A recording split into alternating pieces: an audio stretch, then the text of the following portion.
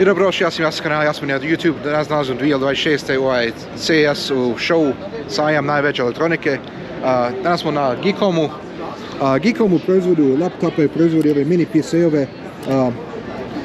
Ja sam koristio ovakav Geekom mini PC na poslu. Ovo je početnik entry level A5 Geekom. Dobra stvari, ima Ryzen 5, Windows 11 Pro i Radeon 8 grafičku kartu.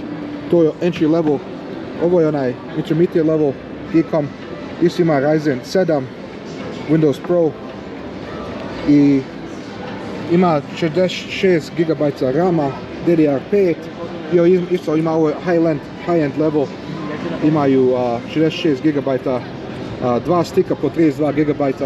Ovo je Geekom mini PC, ovo je najlepše možda ako se koristi za neke manje neozbiljne gameove stvari, nego za čekate e-mail ili pravite neke video edite.